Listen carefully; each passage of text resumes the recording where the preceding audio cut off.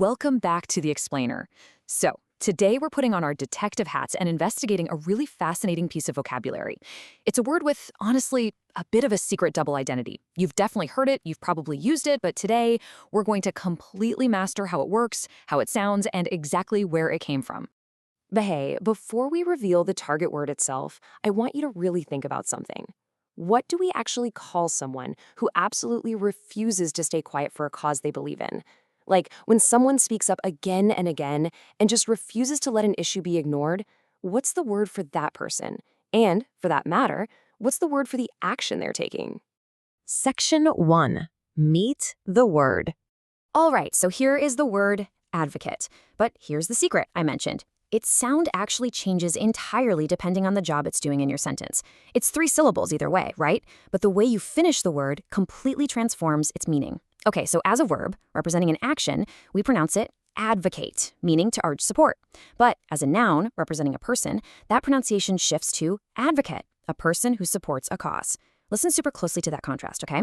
To do the action is to advocate, but to be the person is to be an advocate. Nailing that shift from the kate sound to the cut sound, that is your absolute secret weapon for using this word perfectly. Section 2. The arch metaphor. I want you to try thinking of this word structurally, almost like a piece of architecture. Advocate is basically an arch that bridges a verb and a noun. On one side, you have the action of urging support, and over on the other side, you've got the person who champions that cause. The foundational bridge connecting both of those identities, the keystone holding the whole shebang together, is the act of speaking up. So whether you're talking about the action or the person, the core essence is always about using your voice to back something up. Section 3. Decoding the Latin roots. Now, to really understand why advocate means what it does, we kind of need to travel all the way back to ancient Rome and break down its building blocks. First up, we have the prefix ad, which means to or toward. Slap bang in the middle is the root voc, meaning voice or to call. And finally, we cap it off with the suffix ate. Now, pay close attention to that middle piece, voc. That's the exact same Latin root you'll find in super familiar English words like voice and vocal. So put it all together, and an advocate is quite literally someone who uses their voice to call out toward a cause. Honestly, it makes perfect sense when you look at its DNA like that, doesn't it? Section 4. Context, synonyms, and opposites.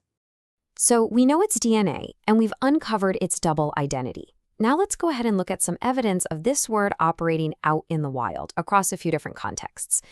Take this sentence. The town council advocates buying fruits and vegetables grown on local farms. Did you hear that pronunciation? Advocates. It's the verb form.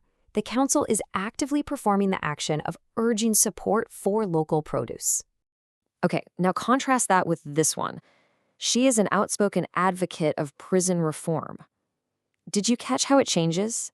Advocate. We use that because here we're identifying a noun, a specific person who actively supports and champions the cause. Let's lock in that verb usage just one more time to be absolutely sure.